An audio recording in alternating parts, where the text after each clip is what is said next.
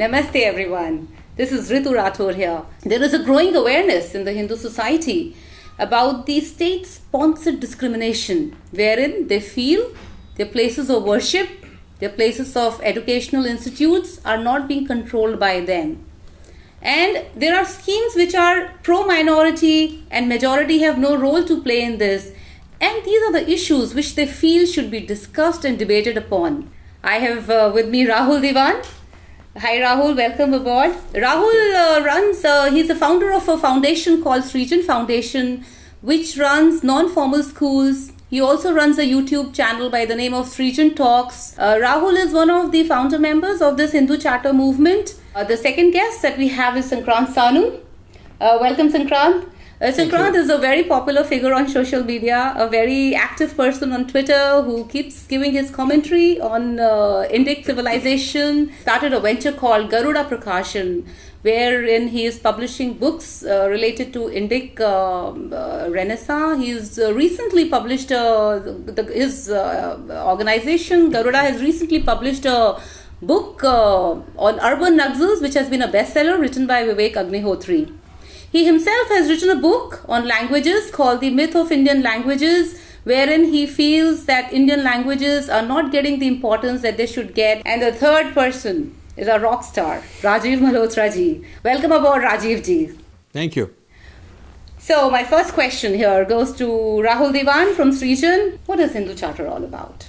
There is no real founder member, so I'd like to correct you. Everybody is a member. Anybody can make it their own charter. The primary point on our minds was the Dr. Satyapal Singh bill, which is in the parliament. Yeah, it actually asks for amendment of articles 26 to 30. That's how it all started. My question to Rajiv ji is that you have been living in US for decades now, and you have also traveled across the world. Rajiv ji, please tell me, have you ever experienced this kind of state-sponsored discrimination against the majority of the country that you're living in? The idea of minority assumes that the majority has been powerful. In the US, the minorities are the people who were either finished off, the Native Americans were devastated and destroyed, and they are living as a minority and need protection because the white European majority came in, or the blacks who were brought in as slaves, they are the minority. And similarly in Europe, the minorities are, for example, Muslims in France and England, they are immigrants from somewhere else. India is the only major civilization I know of where it has been ruled by foreign minorities for 1,000 years. So it's very interesting. Numerically, they are minorities. The Muslims are minorities. The Christians are minorities, but in terms of power, for 1,000 years, they are the ones who ruled over the majority. So here you have a case where the minorities who are former rulers and who have language and advantage and a lot of infrastructure owned by them and lot of links with foreign nexuses who sent them to come and rule, you have all of that advantage in their hands, but numerically, because they are minorities, the idea of minority rights, which is applicable in the West, is being brought to India on that basis. So I think the whole question of who's a minority needs to be debated, and I've asked for that kind of a thing for many years. Now, as far as rights are, as far as giving privileges is concerned, there is no anti-Christian clause in the United States in a way which says that because Christians are the majority, we should take quotas away from them and give it to non-Christians. That would be considered laughable. It would be considered total joke. It would be a violation of the constitutional separation of church and state. So there is no, muzzling the Christians because they are a majority and they are too powerful. There is no such thing in United States as there is in India, taking the majority religion and trying to suppress it, trying to push it down on the basis that maybe it's too powerful or too large and so on and so forth. So there is no example of this sort where the constitution, the law, the systems are anti-majority religion. I don't see that anywhere. Certainly you will not see anti-Islam in any Islamic country. You will not see anything anti-Confucianism in China. You will not see any anti-Christianity in any European country or United States. So I think this is a very strange thing in India. It's actually a colonial inferiority complex that our elite have. They are trying to prove to their Western masters that, we are really going to beat ourselves up. We are going to beat ourselves up to prove to you that we are very liberal. So it's a great way to break up a country, to kind of start bashing at the majority, and then look for a reaction from them. And when the reaction comes, you can go to all the social media and all your sponsors in the Western world and say, oh, the Hindus are angry, without explaining why they're angry. So I am quite concerned about this anti-majoritism and minorityism in India, which has become very staple politics. Sankrant, I want your response on this. You yourself having lived in US for such a long time. Sure, it's a really strange phenomenon in India. In fact, practically in any other country of the world, the minorities would be vying to get the same rights as the majority. The very fact that we have to have a Hindu charter, and the very first clause of the Hindu charter is upgrade the status of the majority to that of minorities in India. If we look at how ridiculous that ask is, you see what a strange situation India has created. And I think there's a couple of impulses here. If you compare to the US, for instance, what the US understands by secularism, or what they call the Establishment Clause, the state and religious institutions are completely kept separate. So the state will not fund religious institutions which will teach, for instance, religion officially, nor will they interfere in the functioning of religious institutions. In India, it's the exact opposite. The state can and does fund religious institutions as long as they have the minority tag. This would be completely illegal in the United States. You could not do this at all. Not only that, in the United States, all the sorts of scholarships and the schemes that India has put together, you have special schemes for craftsmen from minority communities, you have special scholarships that only if you belong to certain religions and as long as you're not Hindu, you can get. These would be completely illegal under the US Constitution. In fact, the US Census cannot even ask for the religion, let alone do it for a scheme, for our government scheme that was discriminate on the basis of religion. So it's an absurdity. I'll just add one final point, which is, our former Prime Minister, Manmohan Singh, had made the statement that minorities have the first right on resources. Now I have to ask, what kind of country or what kind of system would say a minority of people should have more rights than the majority? The only modern era state that I can think of is South Africa, where a minority white people had more rights than the majority of colored people. So the system in India is what I would call a religious apartheid state, in which a minority has greater rights than the majority, and the majority is pleading to the state to give them the same rights. The hegemony between the media, the judiciary, the left radicals who occupy this legitimize this apartheid. And any voice which is trying to, which comes up asking for equal rights for the majority is termed as nonsense. Absolutely. Asking for equality, asking for pluralism, you become a right-wing Hindu fascist, right? And supporting a system of apartheid, of discrimination, is supposed to be the liberal order of things. Major Hindu temples are being controlled by the state, by the government, the central government, the state governments. All the donation funds are being used by the state. The excuse they give is that Hindus will not be able to manage their religious organizations very well. What's your take on this? Many times I've said that if Christians in India can manage their own churches and Muslims can manage their own mosques and gurdwaras by the Sikhs and so on, you can go around this, then why is it that only Hindus are considered irresponsible and not able to manage their own temples, and the government has to force itself? It's not a voluntary takeover, it has to force itself on the pretext that this is good for the Hindus, that the government is managing their temples. This is utter nonsense. This was done by the British. This whole temple control stuff started by the British, and the Indian authorities have not had the courage, the audacity to kick these old colonial laws out. They just continued these kind of laws. The British did it to divide different religious people against each other. So, the Hindus being the majority, it was very important to control their temples, because a lot of money was being given to the temples, and rather than the temples being free to reinvest that money for the civilization, for its education and writing books and scripts, manuscripts, and preserving all the culture, rather than letting the tradition fund itself, the British wanted to kind of get their hand on it. So Indian government has continued. This is completely ridiculous. So you don't have to give analogy of how do the US, and of course there is no such thing as government, there is no government department that can run any religious organization. The department, even such a thing doesn't exist in the US.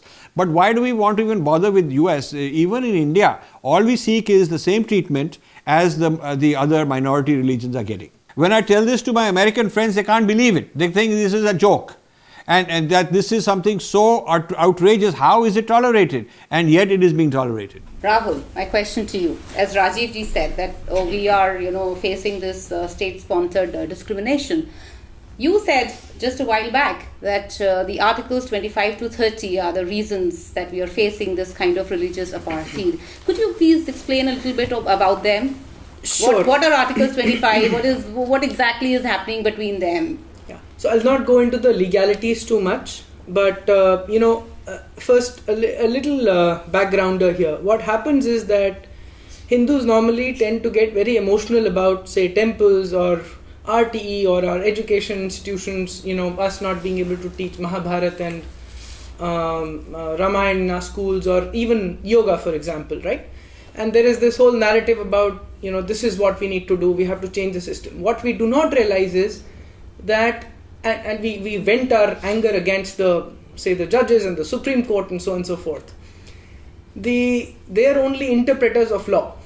Where does the law come from is from the Constitution. Now, Articles 25 to 30 were inserted during the Constituent Assembly debates.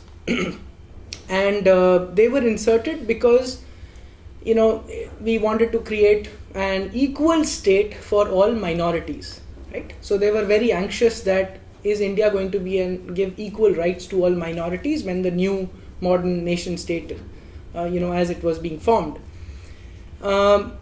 So these articles were inserted for all of that. Now, there are some nuances. For example, there is a history of discrimination against purportedly lower classes among Hindus.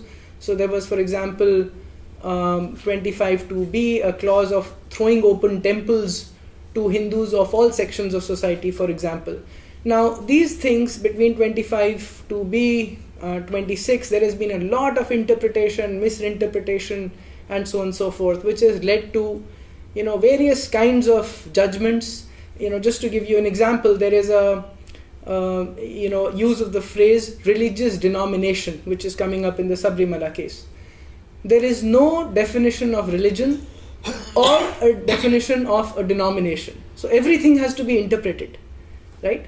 Now, all of this leads to varying judgments, right? And what happens is, where the situation has arrived, which is not how the people who framed the constitution would have ever imagined, is a state which actually is not only not giving equal rights to the majority, but is actually against the majority. It has given a chair to the minorities while the majority is sitting on the floor.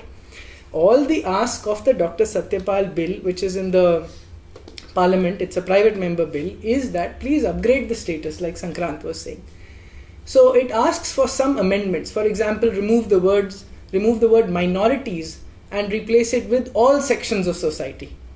So Rahul, are you trying to say that these sections 25 to 30 only apply on the majority Hindus? They do not apply on the minorities? They can run their own institutions? They can control their own religious places? Is that what you're trying to say? Yes, so I'll give you an example. So India is a secular country, and by that definition, when the state touches any form of subsidy, for example, whether on land or with teacher subsidies or anything like that, because the state has to keep an arm's distance from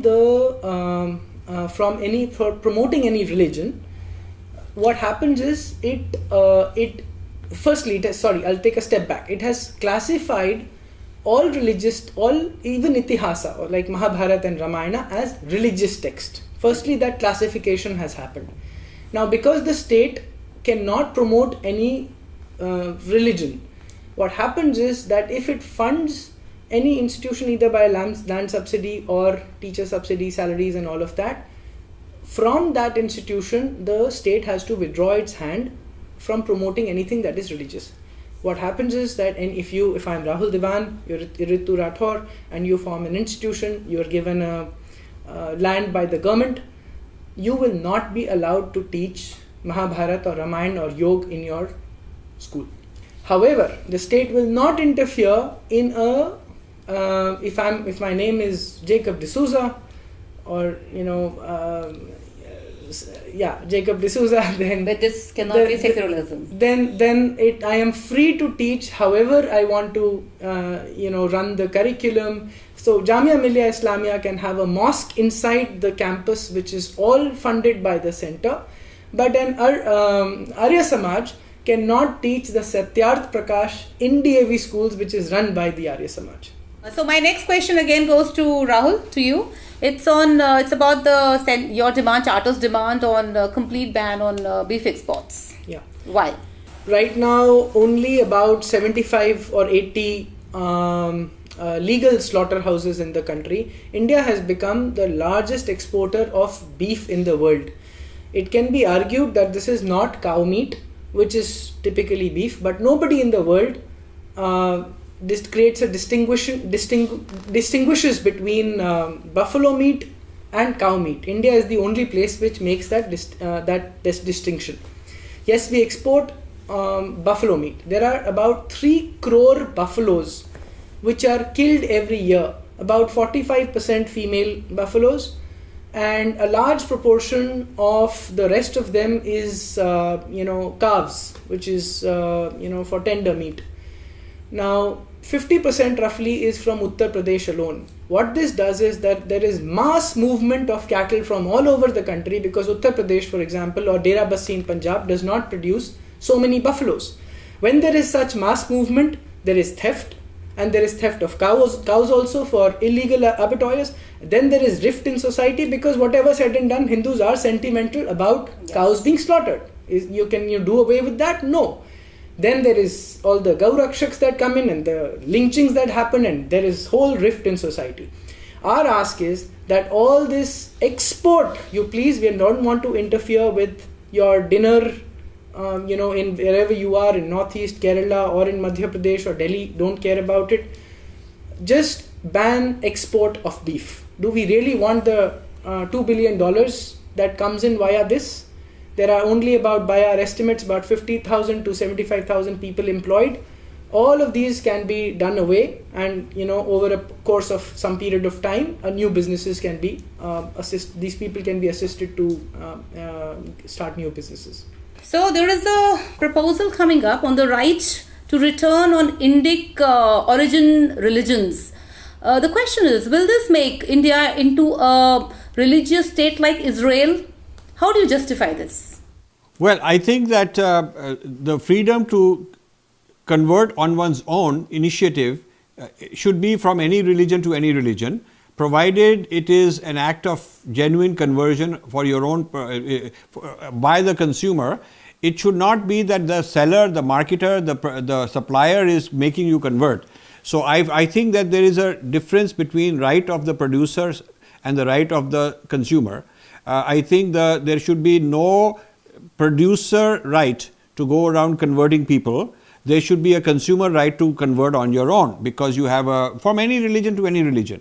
Once the supplier side, the institutionalized religions start competing against each other, which is what is happening, to convert more people, and then they are funded by foreign agencies, and then they have a lot of reason to kind of spread negative stuff about each other, to spread nonsense and rubbish that you're going to go to hell and you are pagans and you are this and that.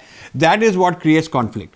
Conflict is not that one guy had an awakening and he wants to be following a certain Ishta Devata, he can follow the Ishta Devata.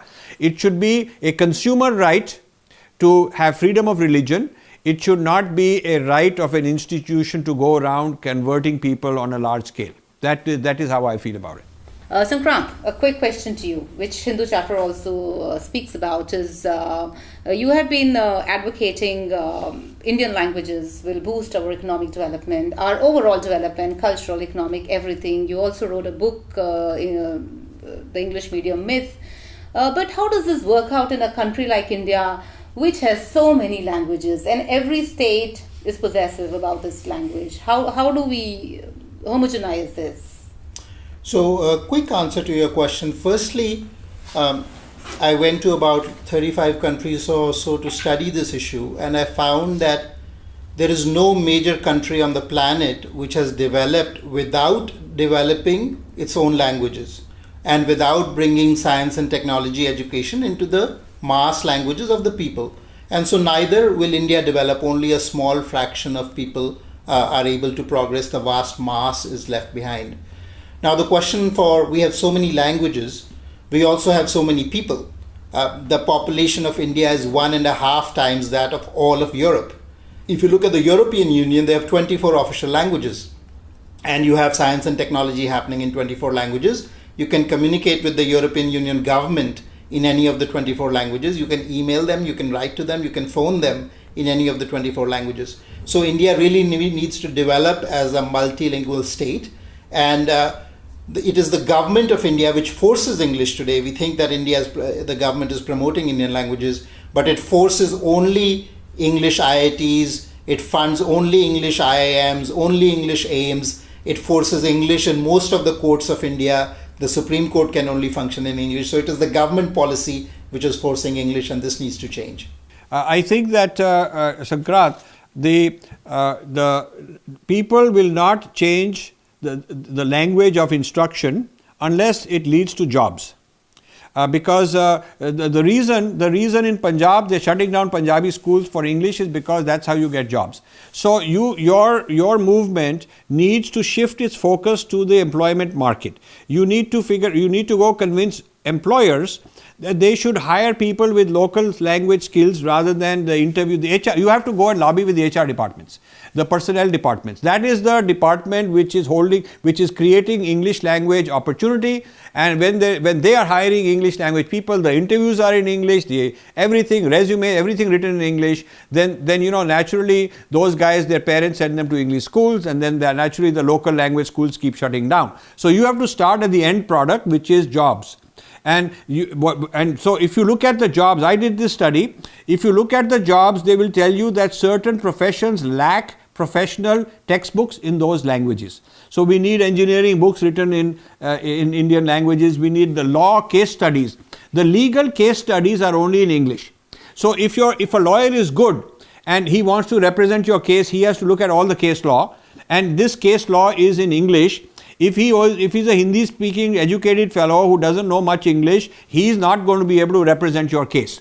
So now there is language translation, mechanical language translation. What Garuda, your publishing house, should do, in my opinion, is rather than the next few books being in English, you should focus on Indian language books for science, technology, law, medicine, where you set up a center where you use this mechanical language translation with the help of human beings who can perfect it later, but the efficiency of machine assisted translation will be much better. And then you crank out Indian language books.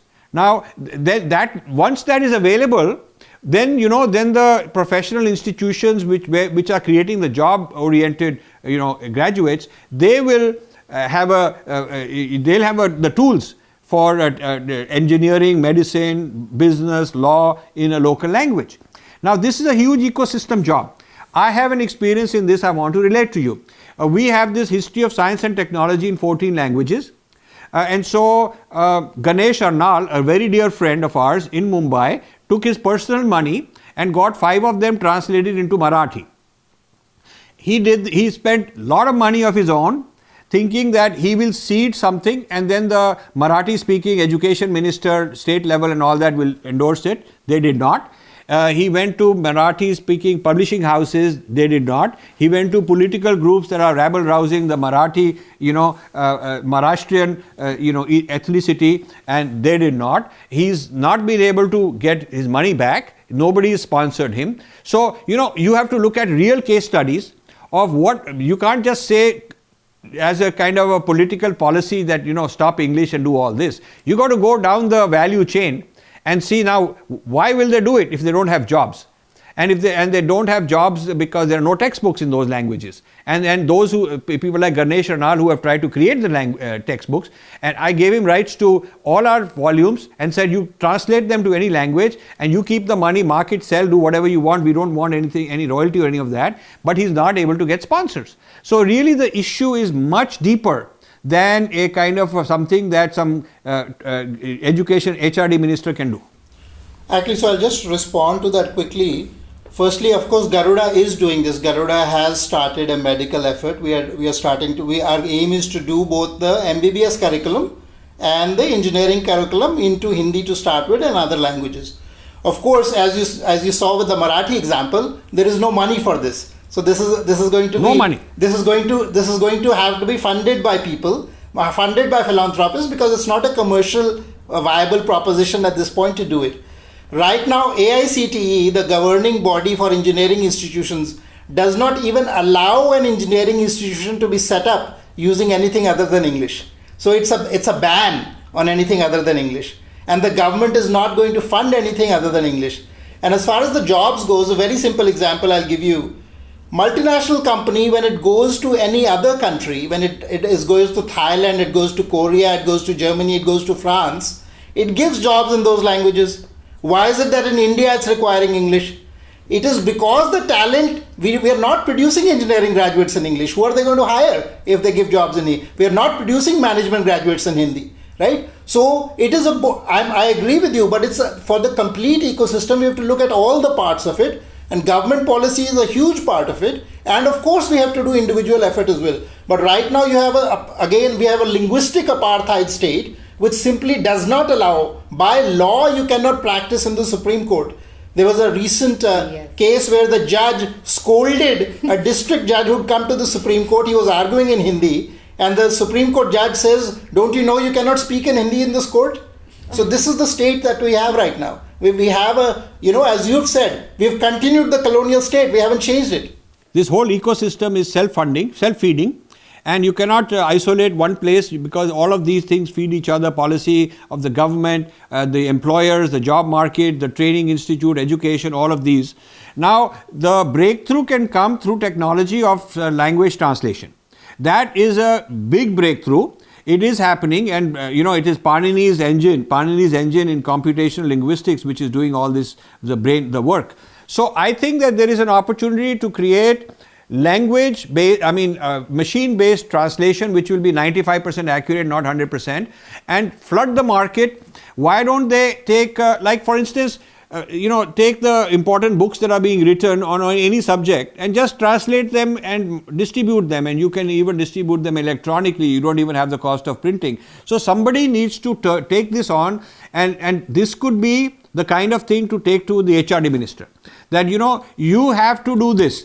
And the Minister of Labour, the HRD and the people who are trying to create jobs, educating them and creating jobs for them, they got to come together, and this has to be a very major agenda for nation building in local languages. So I would love to move this forward, because I'm very clear on this, that we cannot be colonized and expect to build a great nation where we're trying to pretend we are some kind of a European country. Rajiv ji, you're giving your full blessings to Hindu Charter. So, my feeling is the issues being raised in the Hindu Charter are all legitimate and valid issues. The question is, how do you go about it? And as I said in an earlier interview, I would take it department by department, ministry by ministry, and not just hit all to everybody. I would say that you should take the education issues and let's set up an appointment with the right people in HRD. Let's take cultural issues, take them there. Let's take legal issues. Let's take the charter, organize it to map it according to government, ministry level breakdown of specialized things. then then nobody has an excuse to say, you're asking me, I'm not the wrong guy to ask. I think we should take it like that and then see what happens. And I would love to be part of that. That's a fantastic suggestion. Absolutely. I think that's the kind of strategic thinking we need, which is how do we actually make it happen? I mean, we can all have good ideas, but how do we actually make it happen? And I think Rajiv is absolutely on the right track in that. One of the things you do is, like in my old days, you have a marketing force which is called a strategic client marketing. So they are marketing like instead of one salesman having 50 accounts or 500 accounts, this is the other way around, where you are marketing to IBM and you have a sales force of 100. You have 100 people marketing only to IBM. And so you have 1,000 people in a large company marketing only to the federal government, like that. And so when you are doing very, very big client marketing, the first thing you do is you build a map of that organization. Who makes decisions? What are the departments? What permission this guy needs? Who has the authority to do what? You don't walk in and start telling everybody the whole thing because they feel you are just you are just making no sense. You got to do a lot of research on how the Indian government makes decisions. Where are the wheels moving? Where are the departments that have what authority? This is a piece of due diligence that has to be done. And I would like to participate in that. I can help you with that. Then you go to this guy and he's got no excuse. You've taken his excuses away. You tell him that this is according to your charter, according to this article, that article, this is your job. I'm bringing you the proposal. Now he can't run away. I think this is how we have to do it. Absolutely. Good idea. Rajiv जी, आपने बहुत अच्छा suggestion दिया. आप एक suggestion और भी दे दीजिए कि ये जितना भी लेफ्ट लिबरल मीडिया का गैंग है, ये सबसे पहले अटैक करेगा हिंदू चार्टर के ऊपर, बोल करके ये तो हिंदूज बेमतलब पे विक्टिम प्ले कर रहे हैं. बरखा दत्त ने भी रिसेंटली एक वीडियो निकाला where she actually said that Hindus are doing propaganda by bringing on this Hindu charter. There is nothing against Hindus. It's a complete nonsense. How should this Hindu charter team deal with this?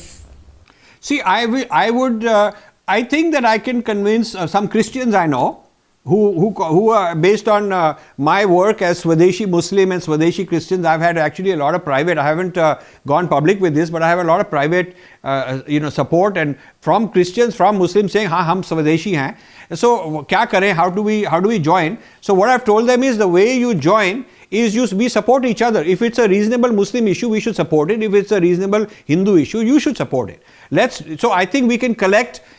We can collect a sort of like a coalition, a very diverse coalition that supports this, because especially things, see, there are certain things that are controversial which will affect them negatively, but there are certain things like right to education, it doesn't affect them. Freeing our temples doesn't affect them. So there are certain things which are clearly anti-Hindu, which are not for the benefit of any other religion. I mean, we should at least form a unity on those points and get them moved first. That's what I would do. There was a growing perception that this Hindu charter is anti-BJP. Yes, no, is it? Certainly not.